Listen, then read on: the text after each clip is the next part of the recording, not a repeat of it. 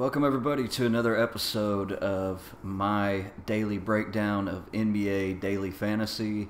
What a fucking night we just had to deal with. The fucking Warriors getting blown out by the Mavericks. 3-point spread, no Steph Curry. Needless to say, Klay Thompson seemed like an obvious play and just didn't fucking pan out for us.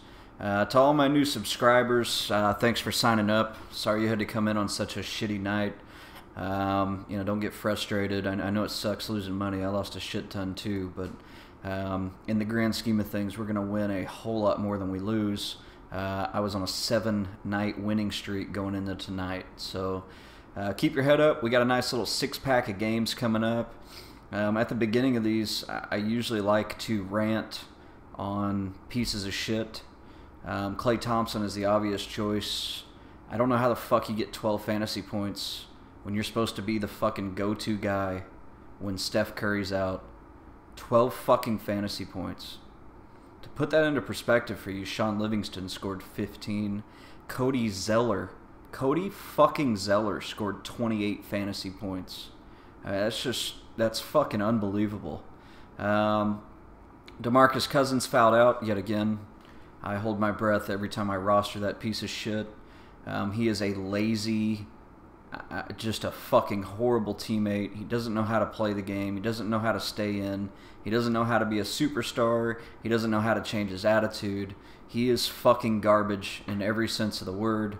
An athletic freak, a guy that should be dominating the league. In all honesty, he should be probably one of the top 3 players in the league, and instead, he might be top 10, and even then his volatility is just way too much for him to ever be considered someone that you can build a team around. George Karl lets the inmates run the asylum, and with Rajon Rondo and DeMarcus Cousins, you're never going to get anywhere, which is why you just lost to the fucking Sixers, which, by the way, that's their 3rd win of the fucking season. I just want to throw that out there. Let's move into the games. You got Milwaukee at Indiana, which is the first game of the night. Just so everybody knows, when I evaluate this stuff, it's more on the FanDuel side. But obviously you can still relate that to DraftKings, just take into account the price differences. Milwaukee at Indiana, you've got a 6-point spread. Indiana's favored because Milwaukee fucking sucks. You got a 198 over-under, which is... It might be the lowest of the night. I'm still waiting on the over-under of the Portland-Utah game to come out. You got quite a bit of injuries on the Indiana side. You've got C.J. Miles is questionable. He missed the game tonight. Jan Mahimi is questionable, and Jordan Hill is questionable.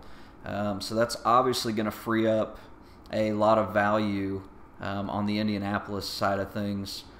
But they play at such a shitty pace, and Milwaukee plays at the shittiest pace in the league.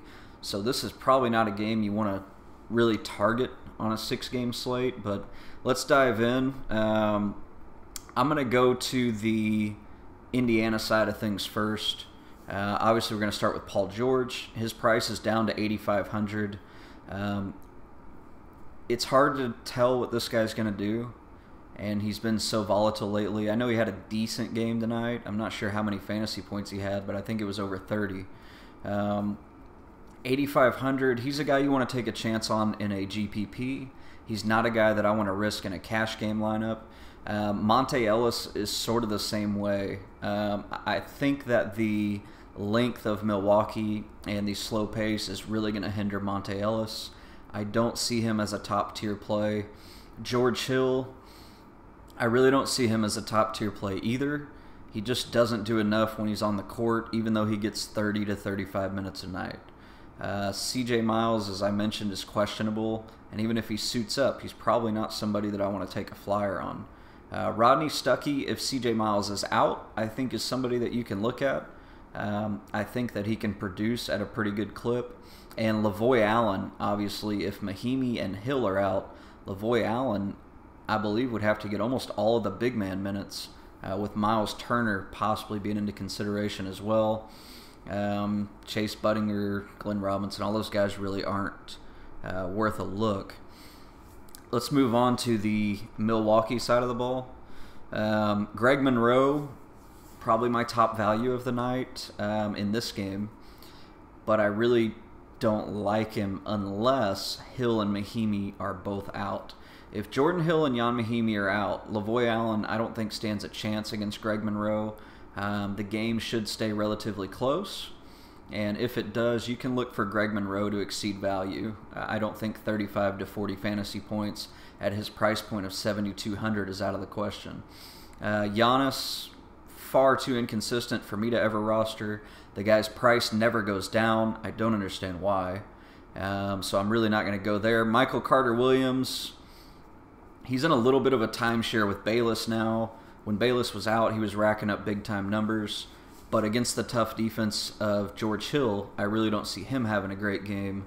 Chris Middleton has been playing really well, but his price has climbed up to 6,400. I'm not a big fan of buying guys when they're at the peak of their price point. I've never seen Chris Middleton at 6,400. He's usually right in the 5,500 to 6K range. And at 6,400 in a slow-paced game, I really don't think that Middleton's going to make any of my lineups. Jabari Parker is, I mean, he's worth a look at 4,400, especially at a power forward position. He's getting close to 30 minutes a game, and I think that he's probably one of the only guys that I would want to touch in this game. So, really an ugly game. I don't think people are going to play heavy on it. I don't think you should play heavy on it. I don't think I'll play heavy on it. Let's move on to Minnesota at Detroit. Detroit's favored by 7.5, and you have a 201 over/under, which is probably going to be right in the middle of the pack. I mean, it should be like the fourth highest scoring game of the night on 6. So not horrible on a 6-game slate. You're going to have to roster some guys from this game. Let's start with the big man, Andre Drummond, 9,400. Gets his 36 minutes a game, produces at a pretty consistent clip. He's just very frustrating to watch in the first half. I don't know what it is about Drummond, but I've very rarely seen him have a good first half, and it's frustrating because, 7.5 point spread. If Detroit happens to get up in this game, Drummond's not going to come anywhere near value at that price of 9,400. So he's not my favorite play, but on a 6-game slate, sometimes you have to roster guys like Drummond and just kind of hope for the best. Against Minnesota, I mean, the matchup really is pretty good. Gorgie Jing coming off the bench is pretty solid, but that's really the only defense he has to mess with. Reggie Jackson against Rubio, I think Reggie Jackson's probably a guy I'm going to have some exposure to. I know Brandon Jennings is playing now, and he's cutting into Reggie's minutes just a tad, but I still see Reggie breaking 30 minutes, and if he's producing, he'll stay on the court. And at 7,500, you need 38 fantasy points out of him, so that's pretty solid. Look for Reggie Jackson to possibly be in my cash game lineup, and definitely in a lot of tournaments. If you guys want to roster Reggie in a tournament, I'm all for it. Marcus Morris, one of the most inconsistent, frustrating players in the league, but he gets 36 minutes a game, and I find myself rostering him on short slates just because of the fact that he gets so many minutes, and he's at the shitty small forward position, which is somewhere that you really have to scrounge and find some value at. So Marcus Morris, Reggie Jackson looking okay. KCP, Kentavious Caldwell-Pope, great defender, but has not been consistent at all as far as fantasy purposes go. I don't see that changing tonight. I'm not going to be rostering KCP.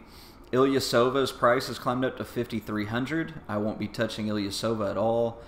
Stanley Johnson, Brandon Jennings, Aaron Baines, Tolliver, none of those guys are really worth a look in this game. Let's move on to the Minnesota side of things. Karl Anthony Towns against Andre Drummond. Drummond's not the best defensive center in the world, and he really doesn't post up enough early in the game to get people in foul trouble. So Karl Anthony Towns is probably another center that I'm going to look at 7,600. He's going to see his 30 to 35 minutes a game.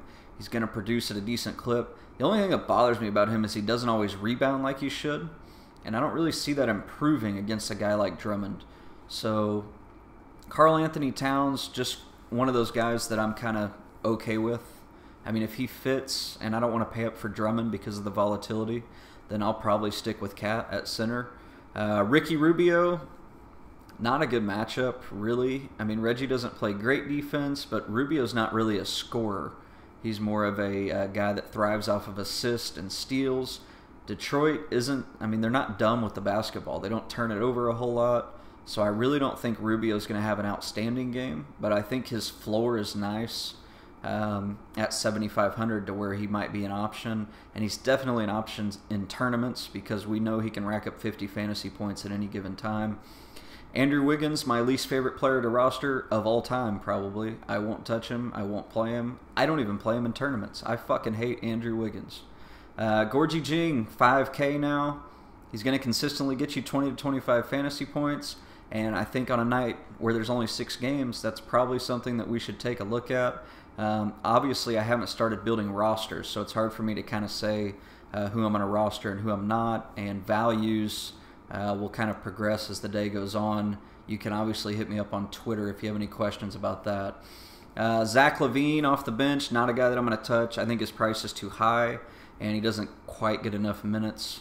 So first 2 games are pretty ugly. I mean, from this game, you got Marcus Morris, Reggie Jackson, Ricky Rubio, Karl Anthony Towns, and Gorgie Jing, and none of them are at the top of my list.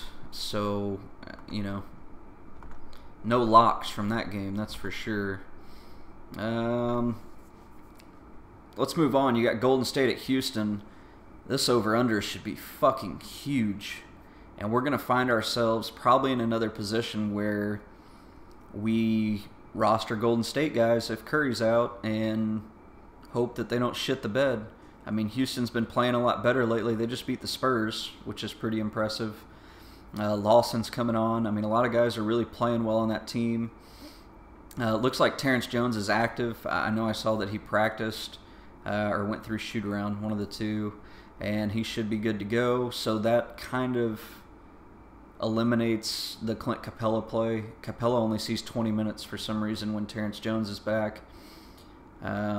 Yeah, I think Capella's a far superior player, especially on the defensive end, but Terrence Jones is going to get his minutes, and Capella's minutes are going to go down, and that's just the way it is. Steph Curry, questionable. Festus Ezeli, questionable. Let's start on the Golden State side of things. If Steph Curry plays at 11K, I'm not playing him. Pat Beverly's too good defensively. I know he'll get a lot of time against Lawson, and he'll get his points, but he's not going to get value at 11K. Draymond Green, yeah. I mean, I think if, you know, even if Curry's in, I think Draymond's a good play. He might even be a better play. We saw what happened tonight against the Mavs, and the Warriors are just fucking awful without Steph Curry running the show. Klay Thompson at 7,300. Who the fuck's going to guard him? Ariza, I guess? Yeah, I mean, Ariza's going to have to guard him. So Klay Thompson's not a great play. He's not at the top of my list, but as we've all seen, he has that GPP potential where he can go off for 55 fantasy points. He can go for 40 in one fucking quarter. We've seen it. So Klay Thompson, I am okay with in GPPs if Curry plays. If Curry is out, I'm going to fucking roster Klay Thompson again and just hope that lightning doesn't strike twice. I mean, they should be rested. They didn't play a whole lot of minutes tonight because they decided to shit the bed. So Klay Thompson, Draymond Green, both good plays. Draymond value goes up if Curry's in. Klay Thompson value goes down if Curry's in. Andrew Bogut with Ezeli, questionable. I like the Bogut play for sure. I mean, 4,300. I think I probably like him over a guy like Jing or Karl Anthony Towns or even Andre Drummond for the value. Iguodala, probably not. If Curry's out, I'll probably roster Iguodala, but if Curry's in, I won't. Livingston, I'll play Livingston again if Curry's out. I mean, the guy's fucking 3,600 on FanDuel. It's impossible not to roster him. On the Houston side, James Harden, Yeah, I mean, he's going to get his 40 fantasy points. If you can fit him in at 10-5 and you're okay with 40 fantasy points, then go for it. I don't see him breaking 50 in this game. Dwight Howard went off the other night, but I really don't see that happening again. He's almost on the same level as Cousins. He's just a little smarter, but he's a fucking goofball, has no competitive drive, and really doesn't act like he gives a shit when he's on the court. So Dwight Howard, not one of my favorite guys to roster. I probably won't play him. Trevor Ariza, yeah, small forward, 5,300. If you can fit him in, or if you need to plug him in there, I'm okay with that. Capella, like I said, if Terrence Jones plays, which he is active and it looks like he will, I won't play Capella at 5,200. I won't play Terrence Jones at 5K. I won't play Pat Beverly at 4K, but I will play Ty Lawson at 3,800. I think Ty Lawson could be one of the top values of the night. I see him having another good game where he comes close to value. So keep an eye on Ty Lawson. I believe that value goes down if Curry plays because they'll want Beverly on the court to guard Curry. Let's move on to the fourth game of the night. We got Phoenix at Oklahoma City. Oklahoma City's favored by 15 points. Holy shit. That is not good. 6-game slate. You might want to get some exposure to this. I mean, fucking A. 15 fucking points. And they're at home. Phoenix is a fucking mess without Bledsoe. Markieff Morris kind of shit all over that team too. Yeah, who the fuck knows? Westbrook at 10-7. He'll probably be the highest owned guy of the night, despite the 15-point spread, and it's probably going to be something where I go contrarian and don't touch Westbrook or Durant. I know that they can get value by the end of the third quarter, but I usually in cash try to avoid anything with a 15-point spread. I mean, if it was 9 or 10 maybe, I would still play them. But 15, I mean, Vegas is seeing this thing getting out of hand really quick, and they didn't waste any time posting the line. So probably won't go there. I mean, the same goes for Ibaka, Steven Adams. A guy that you can look at is Enes Kanter. He's been on fucking fire lately. He doesn't get enough minutes, but in a blowout, he plays all the minutes. So I think Kanter is very sneaky GPP and cash. I know he's been coming on, and people are starting to recognize his name a little more. But with all the options at center, I mean, he's not going to be 60, 70% owned on a 6-game slate. I could probably see him being 20 or 30% owned, and that's probably a guy that I'm going to take a long look at the center position. On to Phoenix. Brandon Knight, first guy to talk about. I really like him. The 15-point spread worries me. I think he probably needs all 4 quarters to reach value.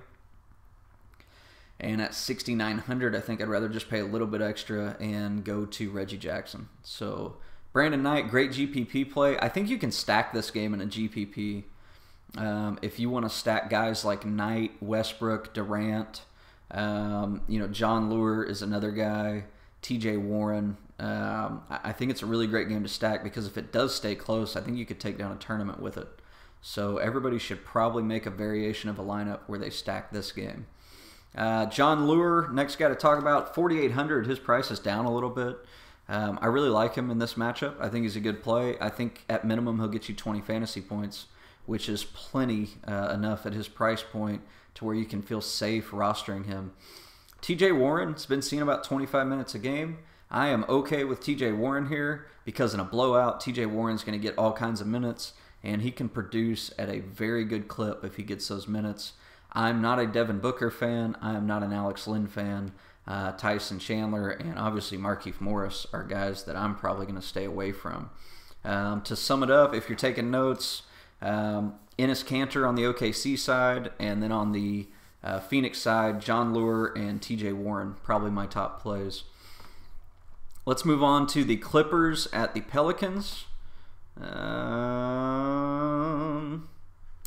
I don't see any injuries from this game, so that's good news. You've got a 208 over-under, which is one of the best ones of the night. Blake Griffin, obviously, is out for the Clippers. I'm sure everybody knows that by now. and that gives a big boost to guys like Chris Paul and DeAndre Jordan. We saw DeAndre Jordan have a great game tonight, so I could definitely see that happening again. New Orleans really sucks against the center position, and fire up DeAndre Jordan. Probably the safest option at center, and he probably has better upside than a lot of the centers on the slate. His price is still at a ultra low 7,600. So put DeAndre Jordan down as my center lock in cash games.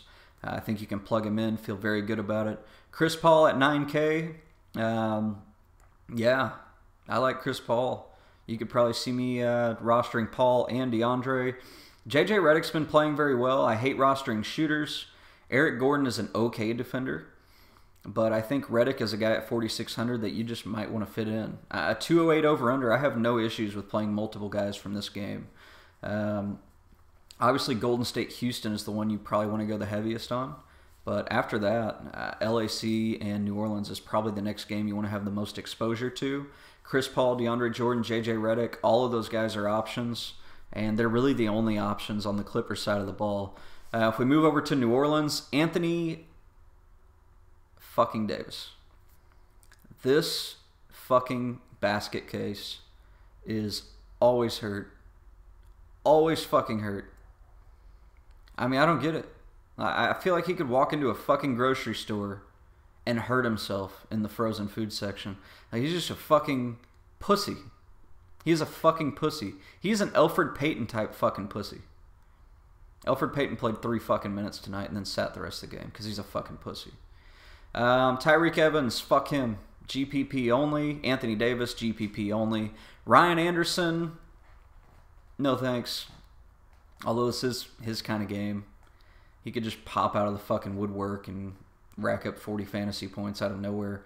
So Ryan Anderson, GPP. Drew Holiday, nah. No thanks. Eric Gordon, maybe. Maybe Eric Gordon, but I think I'd prefer Redick at that price point. Norris Cole, Omer Asik, Alonzo G, Alexis Agensa. No fucking way. So let's move on from that. If you're taking notes, on the Clipper side of the ball, Paul, Jordan, and Redick, all options. On the New Orleans side, you have no fucking cash game options, but a lot of GPP potential. Portland at Utah, this game does not have a Vegas line yet. This is a horrible game for Portland as they're going to play down in pace against Utah. And this is a pretty good game for Utah against Portland. So I would lean more towards rostering guys on the Utah side of the ball than the Portland side of the ball. Damian Lillard is questionable and Derek Favors is questionable. I'm sure we'll get more news as the day progresses tomorrow. Yeah, I won't. Don't roster anybody from Portland. Don't fall into the McCollum trap. Don't fall into, just don't fucking do it. Don't play Plumlee, don't play Crabbe, don't play Davis, don't play Leonard. And obviously when I say this, I'm talking about cash games. In GPPs, I think McCollum is a great guy to roster. I think Plumlee is a great guy to roster. And that's pretty much it. We move over to the Utah side of the ball. Gordon Hayward, he's consistent. His price is up there a little bit at 7,600, which I think is too high. But he's not going to kill you. He had an awful game tonight, and I think he broke 30 fantasy points, or he was right there with 28. I'm okay with Hayward, especially against Portland. I think he's going to have a good game. More so if Favors is out, I like Hayward more because he'll get a couple extra rebounds. Rodney Hood is a guy that I hate rostering, but he's getting all kinds of minutes, 30 plus, and I think he could have a good game against Portland. Booker, great GPP play. Burke, solid GPP play. If Favors plays, he's one of my favorite plays of the night. So keep an eye out for that. If Favors plays and there's no issues and they think that he's completely healthy, then I am all for that. My only real lock of the night, guys, in cash is DeAndre Jordan. The rest is going to just come down to personal preference and consistency and injury news. But hopefully this gives you a good idea of who to roster in tournaments, who to roster in cash. There's 6-game slate's not bad for a Thursday. That's pretty solid. It's New Year's Eve, so everybody will be out getting wasted. Everybody be safe. DDs, fucking Uber, all that bullshit. I'll be out with the lady, so I might be a little quiet on Twitter. But I'm still going to build a fucking kick-ass lineup, and we're going to make some fucking dough tomorrow. Big shout-out to all the new subscribers. Big shout-out to the guys that found me first, the guys that signed up in the beginning. You know, you obviously got a hell of a deal because I was just getting started, but don't let tonight discourage you. We'll come back tomorrow. We'll come back fighting. We'll fucking kill it. You know, the 87% is down to 85% now, so still a solid fucking win rate. I mean, if you're winning 85 out of 100, almost 9 out of 10 games. I mean, I just had back-to-back 7-game winning streaks with 2 losses in between. So let's fucking kill it. If you want to subscribe, I've got my Twitter name, at In Jericho's Words, posted on this video. You can also just leave a reply on the video itself, and I'll include my email down in the notes if you would like to email me directly. If you like the videos, I mean, make sure you retweet them, let your friends know. You know, I put a lot of time into this. I'm up at fucking 12:20 in the morning doing this, even though I've got a big fucking day tomorrow. So I do this shit because I love it. You know, I don't do it to make a lot of money, even though I make a good, you know, little living off of it. I more so do it to make new friends, fucking, you know, watch basketball all night and have a good time. You guys are fucking great. Thanks for the support, as always. Keep pushing my service. Let's keep growing. Website is coming very soon, so keep an eye out for that. When the website comes out, there will be all kinds of fucking content for you guys to check out, and it's really going to improve the subscriber experience. So thanks for sticking with me through the growing pains. Let's get us a fucking W tomorrow. Get back on track. I'm going fucking big, just like I did tonight. You know, 50-50s, double ups, some triple ups, a few quintuple ups, and some turnies. And let's get back on track, fellas. Y'all have a great night. Have a good new year. Peace out.